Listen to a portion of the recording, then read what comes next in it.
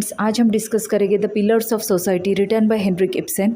Heinrich Ibsen एक Norwegian playwright थे। इसका प्रोनाउंसिएशन जो है वो नॉर्वेजियन नहीं है, इट्स नोविजन। तो ये एक नॉर्वेजियन प्लेराइट थे, मतलब one who belongs to Norway.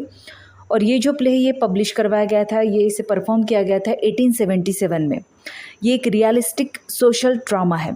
अब इसमें हमें ये देखने को मिलेगा, इसकी अगर हम थीम की बात करें तो पिलर्स ऑफ सोसाइटी हम उनको कहते हैं कि जो रिस्पेक्टेबल लोग होते हैं, दोज हु आर रिच और those who have some values, जिन्होंने कुछ सोसाइटी को बिल्ड करने के लिए किसी भी तरीके का कोई कंट्रीब्यूशन किया है, तो इन लोगों को हम पिलर्स ऑफ सोसाइटी कहते हैं। और ऐसे कई सारे लोग हमारे आसपास हमें दिखाई देते हैं। तो ऐसा ही एक बंदा इस प्ले में है, लेकिन फिर हमें प्ले के एंड में समझने वाला है कि एक्चुअल में सोसाइटी के पिलर्स कौन होते हैं। इसी थीम पर जो है ये प्ले बेस्ड करता है कि कैसे सोसाइटी में डिसेप्शन है, धोखा है, जो दिखाई देता है वो सच नहीं होता है, और एक्चुअल में कौन है सोसाइटी के पिलर्स, वो हम इस प्ले के थ्रू समझेगा। Let's begin. सबसे पहले तो ये कार्स्टन बर्निक जो है वो इसका प्रोटैगनिस्ट हम कह सकते हैं। तो वो जो है वो अपने आप को पिलर्स ऑफ सोसाइटी की तरह प्रेजेंट करता है। He is very respectable, society में इसकी बहुत ज़्यादा अच्छी रेपुटेशन है, और वो एक शिपिंग फर्म का जो है वो हेड है, बहुत रिच बंदा है, और अपनी रेपुटेशन को संभाल के रखने के लिए वो अपनी फैमिली या अदर्स को जो वो एक्सप्लॉइट भी करता है। तो लोगों को ये जैसा दिखाई देता है, उसकी जो ये सक्सेस है, उसके पीछे कई सारे धोखे, कई सारे गलत तरीके, अनइथिकल प्रैक्टिसेस है जो उसने की है। जैसे कि जिस टाउन में ये रहता है वहाँ पर रेलवे ट्रैक जो है वो बिल्ड होने वाला है, मतलब रेलवे वहाँ पे ओपन अप होने वाली है। तो इसके पहले ही जैसे उसे ये न्यूज़ मिलती है, तो सीक्रेटली ही स्टार्ट्स टू परचेस जो भी लैंड है आसपास में, फॉरेस्ट लैंड है या वाटर पावर है, जो भी चीज़ें ये खरीद सकता है आसपास के, सारी खरीदना शुरू कर देता है सीक्रेटली, जब उनकी कीमतें कम है, ताकि जब रेलवे ओपन अप हो जाए तो ये और ज़्यादा रिच हो जाए। अब इसकी एक कार्स्टन बर्निक की एक बीवी है जिसका नाम है बेट्टी टॉनसन, और इस बेट्टी टॉनसन का एक भाई है जिसका नाम है जॉन टॉनसन। अब ये जो बेट्टी टॉनसन है और जॉन टॉनसन है, इनकी एक हाफ सिस्टर है जिसका नाम है लोना हेसल। जैसे अब ये स्टोरी शुरू होती है तो उस टाइम पर ये जो जॉन टॉनसन ये अमेरिका गया होता है। जब ये वापस आता है तो हमें पता चलता है कि जॉन टॉनसन ने जो है वो सीक्रेटली जो है वो कार्स्टन बर्निक की जो शिपिंग फर्म है उसमें कुछ मनी जो है वो चुरा लिए थे, और वो भाग गया था अमेरिका। ऐसा एक अफवाह थी, लेकिन एक्चुअल में सच ये जो हमें बाद में पता चलता है कि कार्स्टन बर्निक जो है इसका अफेयर होता है एक एक्ट्रेस से, और इस बात को छुपाने के लिए जो है ये जॉन टॉनसन, जो कि कार्स्टन बर्निक को अपना एक अच्छा दोस्त भी मानता है, वो ये सारा अक्यूज़ जो है वो अपने ऊपर ले लेता है और अमेरिका भाग जाता है। और फिर इधर ये अफवाह फैलाई जाती है कि जॉन टॉनसन ने जो है वो कार्स्टन बर्निक के शिपिंग फर्म से जो है वो पैसा चुराया और वो भाग गया है। लेकिन एक्चुअल में उस टाइम पर इनका जो फैमिली बिजनेस था वो बैंकरप्ट था, तो उसके पैसे चुराने का सवाल ही नहीं उठता। वो बस अपने दोस्त के लिए जो है ये सारा इल्ज़ाम जो है वो अपने ऊपर ले लेता है। खैर, जब वो वापस आता है जॉन टॉनसन, तो उसके साथ में उसके हाफ सिस्टर भी होता है लोना हसल। अभी जो लोना हसल होती है ये एक्चुअल में इस कार्स्टन बर्निक की एक्स लवर भी होती है, और कार्स्टन बर्निक का एक एक्ट्रेस के साथ में भी अफेयर होता है। अब वो जिस एक्ट्रेस के साथ में इसका अफेयर होता है, उस एक्ट्रेस और कार्स्टन बर्निक की एक डॉटर भी होती है जिसका नाम होता है डीना डॉर्फ।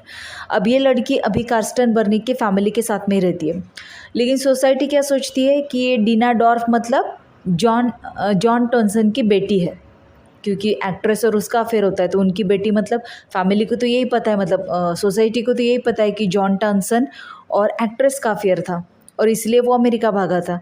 लेकिन एक्चुअल में क्या है कि कार्स्टन बर्निक और एक्ट्रेस का अफेयर था। तो ये डीना डॉर्फ जो ये बेटी होगी कार्स्टन की, लेकिन सोसाइटी को क्या लगता है कि वो जॉन टॉनसन की बेटी है। अब जॉन टॉनसन जो है और डीना डॉर्फ जो है वो एक्चुअली रोमांटिकली इन्वॉल्व हो जाते हैं, लेकिन अब उसमें ये जो गलतफहमी जो है सोसाइटी में वो दूर होना ज़रूरी होता है, otherwise how he can get married to Dina Dorf. अब ये अगर जॉन टॉनसन डीना डॉर्फ से शादी करना चाहता है तो ये ज़रूरी है कि ये सच सामने आए कि वो उसकी बेटी नहीं है, वो कार्स्टन बर्निक की बेटी है। लेकिन कार्स्टर बर्नी जो वो ये बात मानने से मना कर देता है, क्योंकि अब ये उसके रेपुटेशन का सवाल है, लोगों को पता चल जाएगा कि उसका अफेयर था। तो ये जॉन टॉनसन क्या करता है कि डीना डॉर्फ को लेकर सोचता है कि वो अमेरिका वापस जाएगा, कुछ अपने इश्यूज़ है उनको सेटल डाउन कर लेगा, वापस आएगा और फिर डीना से जो वो शादी कर लेगा करके। तो इस कार्स्टन बर्नी के दिमाग में एक प्लान आता है। वो सोचता है कि अगर जॉन टॉनसन ने डीना डॉर्फ से शादी कर ली तो सारा सच सामने आ जाएगा, मेरी रेपुटेशन जो है वो ख़राब हो जाएगी। तो वो क्या करता है कि उसके यार्ड में, मतलब जहाँ पर घर के बाहर एक बड़ा सा एरिया होता है, जहाँ पर जैसे शिप्स का या कुछ भी हेलीकॉप्टर्स हो गए या एरोप्लेन हो गए, इनका अगर काम करने के लिए कोई एरिया, अगर बड़ा सा एरिया अगर रखा गया है तो उसे यार्ड कहा जाता है। तो इसका जो यार्ड होता है इस कार्स्टन बर्नी का, उस यार्ड में एक अमेरिकन शिप जो है वो रिपेयर के लिए आई होती है, जिसका नाम होता है द इंडियन गर्ल शिप। तो इस शिप को रिपेयर करना होता है, उसमें ढेर सारा रिपेयरिंग का काम बाकी होता है। लेकिन कार्स्टन बर्निक जो है वो अपने वर्कर्स को कहता है कि कुछ भी करके जो वो इस शिप को आज के आज ही तैयार कर दो, मतलब उसमें के जो ज़रूरी इंतज़ाम करना है वो भी वो ध्यान नहीं देता है, ताकि उसका प्लान ये होता है कि जॉन टॉनसन और डीना डॉर्फ जो है वो अगर इस शिप के थ्रू जाते हैं तो दोनों डूब जाएंगे और इसकी रेपुटेशन जो है वो बच जाएगी। तो ये इसका प्लान होता है कार्स्टन बर्नी का। लेकिन फॉर्चुनेटली ये दोनों जो है वो दूसरी शिप में चले जाते हैं, जो कि उनके लिए सेफ़ ट्रैवल के लिए सेफ़ होती है। तो ये उस शिप में निकल जाते हैं, और ये जो द इंडियन गर्ल शिप होती है ये अनसीवर्दी होती है, मतलब वो सी में ट्रैवल करने लायक नहीं होती है, वो डूब जाएगी अगर उस शिप में जाकर बैठकर अगर कोई जाएगा तो ये जो कार्स्टन बर्नी का एक बेटा भी होता है, जो उसकी वाइफ बेट्टी टॉनिसन और उसका बेटा होता है, और उसका नाम होता है ओलाफ। ये महज 13 साल का होता है। अब वो उस शिप में बैठ जाता है चुपके से, ठीक है। तो जब कार्स्टन बर्नी को ये पता चलता है कि उसका बेटा उस शिप में बैठ गया है, तो उसे बहुत ज़्यादा डर लगने लगता है कि कहीं उसके बेटे की डेथ ना हो जाए। लेकिन फॉर्चुनेटली वहाँ पे का जो सेलर होता है, शिपमैन होता है, वो उस शिप को जो है वो समुंदर में नहीं जाने देता, और ये ओलाफ जो है वो बच जाता है।